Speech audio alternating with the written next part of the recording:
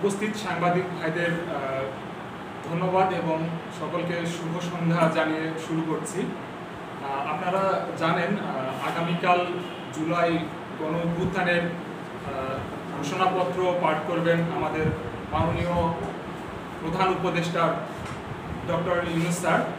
আসলে জুলাই আন্দোলনের যে প্রেক্ষাপট, এই আন্দোলনটি আপনারা সকলেই জানেন যে 2024 সালের 5ই জুন তারিখে হাইকোর্টের একটি রায়ের মধ্য দিয়ে আন্দোলনটার সূচনা হয়। সেই যে রায়টি হয়েছিল এটি 2018 সালের যে কোটা সংস্কার আন্দোলনের মধ্য দিয়ে সরকারি চাকুরিতে যে বৈষম্যমূলক কোটা ব্যবস্থা আমাদের রাষ্ট্রে চালু ছিল, সেই কোটা বিলুপ্ত করা হয়েছিল। তৎকালীন প্রধানমন্ত্রী শেখ হাসিনা সংসদে দাঁড়িয়ে এই কোটাকে বিলুপ্ত করে দেয় এবং সেই রায় 5 জুন তারিখে হাইকোর্ট আবার ফিরিয়ে আনে। তার প্রেক্ষিতেই 2024 সালে সেই 18 সালের পরিপত্র বাতিলের দাবিতে এই আন্দোলনটি শুরু হয়। তো সেই আন্দোলন সর্বশেষ ফ্যাসিবাদ পতনের আন্দোলনে রূপ লাভ করে এবং সর্বশেষ জুলাই গণ অভ্যুত্থান মধ্য দিয়ে এই জাতি মুক্তি লাভ করে। এখন বিষয় হচ্ছে জুলাই অভ্যুত্থানে যে প্রেক্ষাপট, এই প্রেক্ষাপটের পাটাতন আসলে জুলাই 18 সালের যে কোটা সংস্কার আন্দোলন, সেই কোটা সংস্কার আন্দোলনকে উপেক্ষা করে এই ঘোষণাপত্রটি জারি করা হচ্ছে বলে আমরা অনুমান করতেছি। তো সেই জন্য আমরা বলতে চাই যাতে ঘোষণাপত্রে 18-র যে প্রেক্ষাপট সেটাকে তুলে ধরা হয়, এই বলে আমি আমার বক্তব্য শেষ করছি। ধন্যবাদ। এ পর্যায়ে আমাদের মাঝে বক্তব্য উপস্থাপন করবেন 18 সালের কোটা সংস্কার আন্দোলনের দিনাজপুরের সংগঠক এবং গণ অধিকার পরিষদের সিনিয়র সহসভাপতি হারুনুর রশিদ হিমেল ভাই।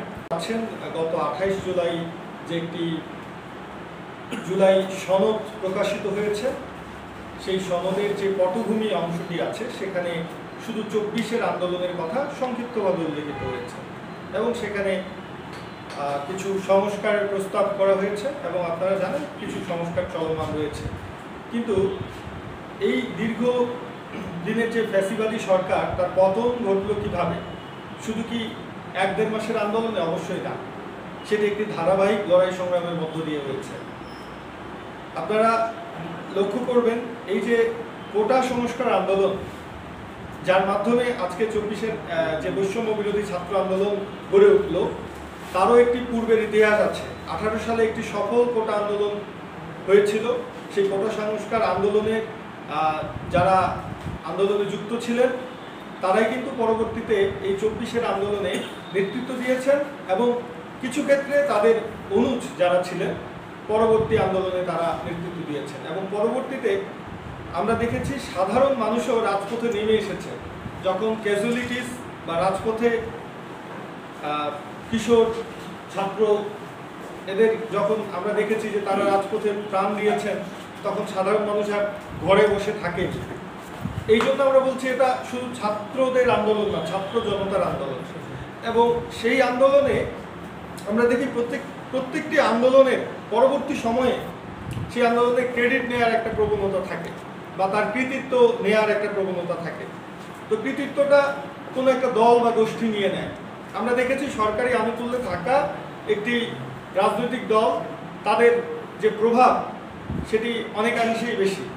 এবং এইখানকার যে অংশীজন যে রাজনৈতিক দলগুলো রয়েছে, যারা এই 24-এর আন্দোলনে যুক্ত ছিলেন, যে রাজনৈতিক দলগুলো, তাদের সকলের মতামতকে উপেক্ষা করা হয়েছে। এটা শুধু জাতীয় পর্যায়ে না, স্থানীয় পর্যায়ে তার প্রতিফলন কি সেটা আমরা আমাদের গণ অধিকার পরিষদের দিনাজপুর জেলা সভাপতি জানাবেন যে কালকে খুব বড় একটা অনুষ্ঠান আয়োজন হচ্ছে জেলা প্রশাসনের উদ্যোগে। সেখানে তিনি একটা চিঠি পাননি, অথচ জেলা প্রশাসন অবগত যে দিনাজপুর জেলা গণ অধিকার পরিষদের এখানে কমিটি আছে, তারপরেও তারা দাওয়াত পাননি। কেন পাননি সেই প্রশ্নটিও তিনি করতে চান। আমি শেষ করছি ধন্যবাদ জানিয়ে সকল সাংবাদিক ভাইগুলোকে। ধন্যবাদ সাংবাদিক ভাইয়েরা, আপনারা এতক্ষণ যাবৎ এখানে আসেন, আমাদের সঙ্গে সময় দিচ্ছেন। আজকে আমরা যে বিষয়টা নিয়ে এখানে সংবাদ সম্মেলন করার জন্য বসেছি, সেটা আপনারা জানেন। এই 18-র কোটা সংস্কার আন্দোলন যদি না শুরু হতো আজকে 24-এর গণ অভ্যুত্থান হতো না। তো সেইটার উপর ভিত্তি করে আমরা যতটুকু জানতে পেরেছি, অন্তর্বর্তী সরকার প্রধান উপদেষ্টা ডক্টর মোহাম্মদ ইউনূস সাহেব উনি যে একটা ঘোষণাপত্র জারি করতে যাচ্ছে সেটাতে অনেক কিছু সে বাদ দিয়ে করছে। অর্থাৎ এই আন্দোলন শুধু একটা দল বা একটা ব্যক্তি এই আন্দোলনে অংশগ্রহণ করে নেয়। এই আন্দোলনে সর্বপ্রথম আমাদের গণ অধিকার পরিষদের ছাত্র অধিকার পরিষদ অভ্যুত্থানের আন্দোলনের সর্বপ্রথম আমাদের ব্যানার বার হয়। যখন আমাদের ব্যানার নিয়ে আন্দোলনটা জোরদার হয় তখন আমাদের পিছনে সাধারণ ছাত্র জনতা জনগণ নেমে আসে আমাদের ডাকে। তো আমরা তো বলতে পারি যে এই দেশের এই আন্দোলনের মাস্টারমাইন্ড আমরা মাস্টারমাইন্ড হতে চাই না, আমরা দেশে শান্তি চাই, আমরা দেশে বৈষম্য চাই না। যে বৈষম্য নিয়ে আমরা আন্দোলন করে আজকে বাংলাদেশে একটা অভ্যুত্থান হয়ে গেছে, এই অভ্যুত্থানে আমরা এখনো বৈষম্য শিকার। তার প্রমাণ আমাদের দিনাজপুর জেলার জেলা প্রশাসক মহোদয়, উনি আমাদের দিনাজপুরে গণ অধিকার পরিষদের কমিটি আছে, ছাত্র অধিকার পরিষদ, যুব অধিকার পরিষদ, শ্রমিক অধিকার পরিষদ, প্রত্যেকটা কমিটি আমাদের পূর্ণাঙ্গ কমিটি, আহ্বায়ক কমিটি না। তারপরও উনি এত কিছু জানার সত্ত্বেও আমাদেরকে সে বৈষম্য করে রাখতেছে। যে কোনো মিটিং প্রোগ্রাম, কোনো মিটিং এবং প্রোগ্রামে সে আমাদেরকে কোনো দাওয়াত কার্ড নিমন্ত্রণ করে না। অর্থাৎ গণ অধিকার পরিষদ ডিসি অফিস থেকে, ডিসির কাছ থেকে কোনো প্রকার নিমন্ত্রণের কার্ড পায় না।